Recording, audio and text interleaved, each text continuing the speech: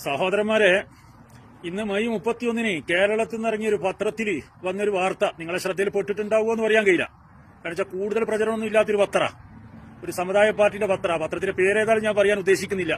നിങ്ങൾക്ക് ഏകദേശം മനസ്സിലായിട്ടുണ്ടാവും എന്ന് ഞാൻ വിചാരിക്കുന്നു. ഞാൻ ആ പത്രം ഇതിൽ കൊടുക്കുന്നില്ല. അതിന് ചില കാരണങ്ങളുള്ളത് കൊണ്ടാണ് ഞാൻ കൊടുക്കാത്തത്. നിങ്ങൾക്കെല്ലാം മനസ്സിലായിട്ടുണ്ടാവും. ആ പത്രത്തിലെ ഫ്രണ്ട് പേജിൽ ഇന്ന് വന്ന വാർത്ത ഒരു കുറിപ്പെന്താന്ന് വെച്ച് കഴിഞ്ഞാല് ഒരു 7 ആളെ ഫോട്ടോ വെച്ചിന്.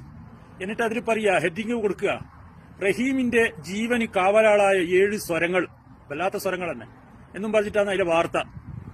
കാരണം ഇവർ ഈ സ്വരങ്ങൾ കാവലാളായിട്ട് 20 കൊല്ലം അദ്ദേഹം ജയിലിൽ കടക്കേണ്ടി വന്നു. ഇനിയിപ്പോ ഇവർ കാവലാളായിട്ടില്ലെങ്കിൽ എത്ര കൊല്ലം കടക്കേണ്ടി വരുമല്ലേ? സത്യത്തിൽ ഈ കേരളത്തിലെ ജനങ്ങള് ജാതി മത വർഗ ദേശ ഭാഷാ വ്യത്യാസമില്ലാതെ ആ ഉമ്മാന്റെ കരച്ചിൽ കണ്ടപ്പോ, എന്റെ മോനെ ഒരു നോക്കനക്ക് കാണണോ എന്ന് പറഞ്ഞ് കരഞ്ഞപ്പോ ആ കരച്ചിൽ കണ്ട മനുഷ്യർ എല്ലാവരും കൂടി സഹായിച്ച് കോടിക്കണക്കിന് ഉറുപ്പിക കൊടുത്ത് അതിനുശേഷമാണ് അദ്ദേഹം മോചിതനായിട്ട് വന്നത്. അതെല്ലാവർക്കും അറിയാം. പിന്നെ ചിലരെന്ത് ചെയ്യാ, ചിലരെ വെള്ളപൂശിയ സ്വരങ്ങള് ഇവര് കണ്ണിലെണ്ണ ഒഴിച്ച് കാവലൊക്കെ ചെയ്തിന് അദ്ദേഹത്തിന്റെ ജീവന് വേണ്ടിയിട്ട്. ഇങ്ങനെയല്ലെന്ന് പറയാ. ജനങ്ങളൊന്ന് തെറ്റിദ്ധരിപ്പിക്കുക, അത്രയേ ഉള്ളൂ.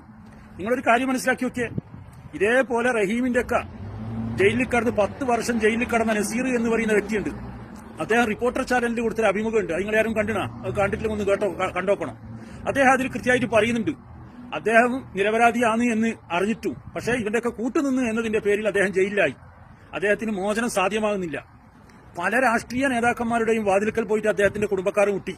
കേരളത്തിലെ പ്രബലമായ എല്ലാ രാഷ്ട്രീയക്കാരുടെയും മുഖ്യമന്ത്രി, കേന്ദ്രമന്ത്രി ആയിരുന്ന ബഹുമാനപ്പെട്ടവരുടെ അടുക്കൽ വരെ പോയിട്ട് ഇത് കാര്യങ്ങൾ പറഞ്ഞ് ഒന്നും ചെയ്യാൻ വേണ്ടി പറ്റിയിട്ടില്ല അവർക്ക്. അതിനുശേഷം അതേപോലെ ഈ ഇവ കിടക്കുന്ന ജയിലിൽ ആ രാജ്യത്ത് പ്രവർത്തിക്കുന്ന സേവന സന്നദ്ധ പ്രവർത്തകന്മാരുമായിട്ട് സംസാരിച്ച് അവർക്കൊന്നും ചെയ്യാൻ വേണ്ടി പറ്റിയിട്ടില്ല.